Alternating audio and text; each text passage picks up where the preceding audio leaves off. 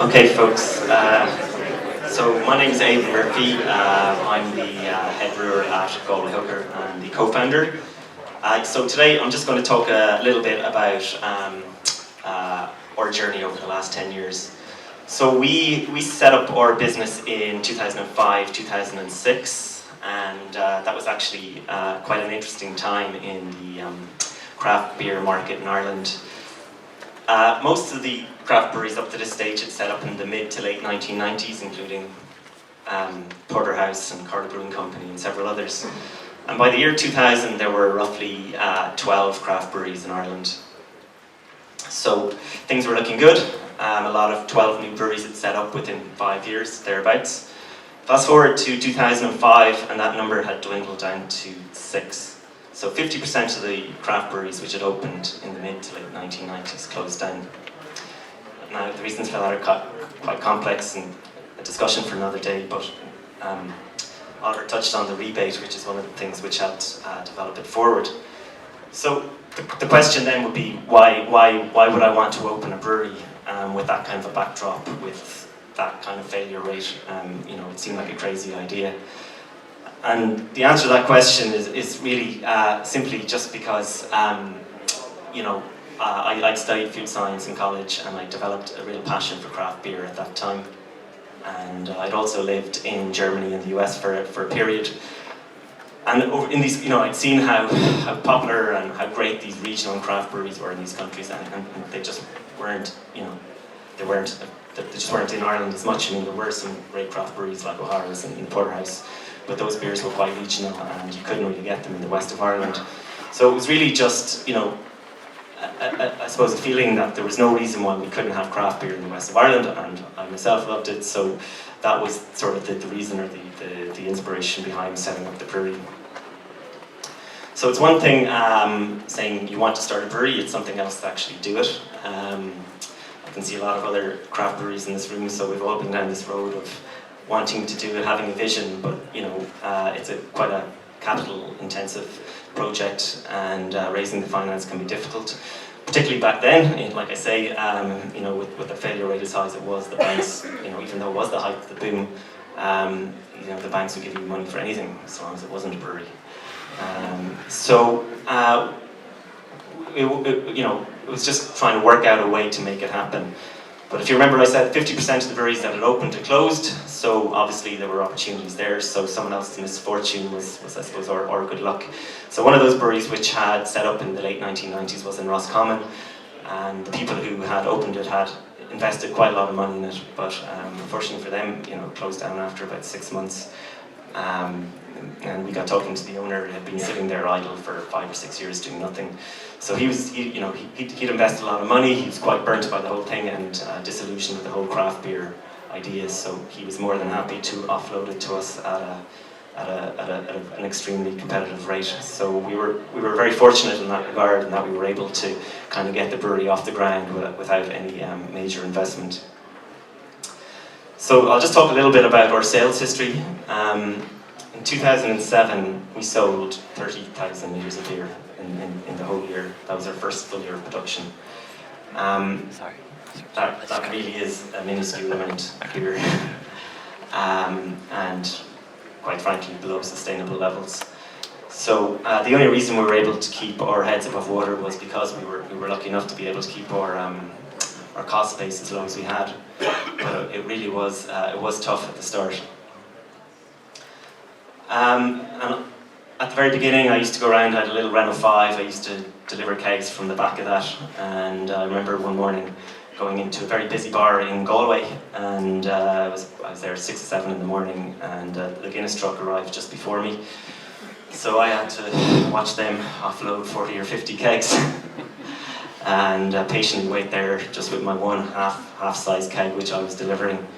So half an hour later, once the Guinness guys had finished off, I was there rolling my little lonely keg into the bar, and the driver looked at me, the Guinness driver, and half in sympathy, half in amusement, and he kind of went, "Really? Was it worth getting out of bed to deliver that?" I don't think he was being cruel. I just think it was a legitimate question. It was one I asked myself. But but I believed it was worth getting out of bed to deliver that keg, because I believed we were at the start of a journey, and we were prepared to work hard and do whatever it took to make it happen. So fast forward to this year, and this year we're on track to hit sales of about 550,000 litres, which is about 1 million pints. So this represents about an 18-fold increase in sales since 2007. So obviously we're very happy with that. It's still a small brewery, still a small craft brewery, but it is getting into the realms of being kind of a reasonable size. So this is just a graph outlining our sales over that period of time. So obviously we're quite happy with that. So how did we manage to do this? Well, the first thing is, I suppose, we had a vision. We knew what we wanted to do. Oliver touched on the fact that they brewed an IPA in the early days, and people spat it out, didn't know what it was. They were just confused. It didn't taste like Budweiser or Heineken or something. So our vision was to do that, to really bring a full flavour pale ale to the market. With a really strong hop character, brewed using natural ingredients and malt, hops, yeast, and water. And really, just do something different, really something unique. As far as we were concerned, trying to produce a clone of Heineken or Guinness or any of the major brands would have been a very bad idea. Because if you did that, really, you're just getting into the arena of competing with, in terms of marketing, and that's a battle you'll never win with the big brands. I guess as a small business, we come across a lot of goodwill. Again, our customers, the publicans, would have been used to dealing mainly with multinational companies, and they were really able to relate to two guys who were brewing the beer down the road, working hard, making the beer, and they really liked the fact that the guy who delivered the beer was the same guy who brewed the beer, who was the same guy who cleaned the lines, and the same guy who rang you up given out that you hadn't paid the invoice. So we were all things to them. So we really got to know our customers, and they got to know us. And I have to say, we've always received a lot of support from the trade right from the beginning. So I think that has been a crucial part of our success. Again, a bit of a cliche, and it's fairly obvious, but an overnight success after 10 years hard work. It's just been a day-by-day process, getting out there, trying to get new accounts every day, every week, every month, every year, and slowly growing the business. No great grand strategy, nothing like that. Just get up, put the product in front of people, and do your best, and really that's all there is to it. So I think this idea of co-opetition is really, really important in our particular industry. So co-opetition is this idea where, although we are competitors, we cooperate with each other. That is all of us as craft brewers. The craft beer market in Ireland is still at about 2% of the market, and we all realise that it makes a lot more sense to work together to grow that segment, and we'll all benefit from that rather than squabble over that 2%. So we all, the brewing community, the craft brewing community, it's a small community. We all know each other. It's a growing community, but it's a small community. We all know each other, and we all help each other out. And I think Oliver touched on this when we were at the Hot Press conference a few weeks ago. But I remember when we started out in 2007, just struggling to get by, and I got a phone call from Oliver in the Porterhouse, and he's there. Hi Aidan, would you be interested in stocking your beers in our product in our pub? And I couldn't believe it. I just thought, well, of course, but why would you want to stock our beer? You can brew your own beers. You don't need us. And he went, well, I like your beer and I want to support you, and that was it. And likewise, Seamus O'Hara from Carlo Brewing, he gave us a lot of support and advice prior to setting up, and a lot of meetings with him, and valuable advice from him. So, and I like to think that we've helped some of the other guys who come behind us as well get off the ground. So, this is something that I think is really important in our industry, and it's been one thing that has helped the craft market grow. Obviously, one of the advantages we have as a small brewery is we're small, flexible, we can adapt quickly. So we deliver a beer to a bar. It's, they pour the beer straight there. We get immediate feedback, and we can make an adjustment in the brewery the next day. So if our customers are telling us the beer is too bright or too dark or too sweet or too bitter or whatever they're telling us, we can adjust. And I think that is something that that we're able to do. We can even do tailor beers to individual bars, and all of these things are advantages that the craft small brewer has over the big multinational brands. I have sometimes in there because I also believe that if you have a strong conviction about something, that you need to stick to your guns on that. Again, before we launched our beer, we did a lot of research, we did a lot of consumer surveys, we talked to a lot of people in trade, and all the data coming back to us told us that we should produce a craft lager. It was unambiguous. But we really strongly believed that was the wrong path to go down, and we stuck to our guns, and we produced this full flavour pale ale. And then when we did produce it and we brought it to market, we had to go out and meet the customers and tell them why we hadn't met their expectations. And we actually had to change their minds. We had to change their ideas of what they should be drinking and what they should receive. We're in craft beer, craft spirits. It's great fun. We all love what we do. We all have a passion for it. So again, we've always tried to make a point of bringing that fun and that passion into our business. If it's in the workplace or with our customers, we try to engage with them, try to share that passion we have for the brand.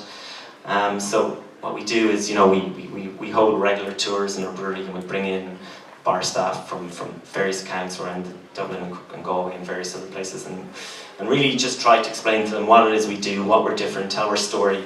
And again, this is so important because I can tell you that one of the most important factors influencing how well our beer sells in any account is whether or not the staff in that account are behind it. So it could be the greatest bar in Dublin, the busiest bar in Dublin, but if the staff aren't interested, you can forget about it, and you can go to the smallest, remotest, crappiest little bar somewhere else, and if that guy behind the counter loves your beer, it'll sell. So this is a photo of a tour we did in Galway with Galway staff a few years ago. This is just a more recent one that we did in our brewery a few weeks ago. So just a little bit about our more recent growth and our planned future growth. So we moved into a new brewery last year. Up until then, we had been really hamstrung in terms of production. We'd reached maximum capacity, so we couldn't expand any further, and it was really creating a lot of problems for us. So ever since we moved in there, we don't know ourselves. We've just got so much extra capacity. So this is a photo of the new brewery. That's me in the blue hoodie there.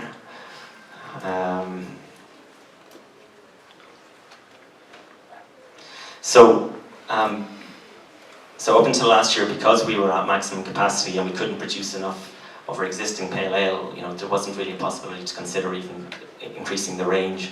So just in the last year, we've increased our range of products just to try and make, if nothing else, make life a little bit more interesting in the brewery. It's pretty mundane, doing the same thing every day.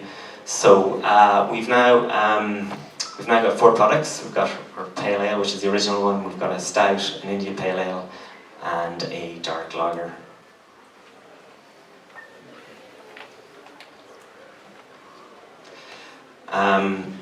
So I guess at the moment, exports make up about 5 to 10% of our business. So we see that a lot of our future growth will probably come from export.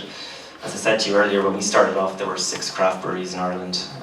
There are now, I'm not sure, over 60. So, the market in Ireland is getting quite crowded, and whilst we believe we will continue to grow in Ireland, we do believe that we're going to have to start to look at export as well. So we've identified markets such as Scandinavia, the UK, and continental Europe. And finally, I suppose, you know, for a very long time, our business was just, you know, two guys running the business together. And if two guys work together for 10 years, you know, it's hard to keep it fresh, it's hard to keep coming up with new ideas. And, you know, we recognise that. So, you know, in the last year we tried to bring in some new blood into the business, so we hired a new sales and marketing manager in Dublin, and he's bringing some new ideas into the business to freshen things up a little bit. But that's it. Thank you.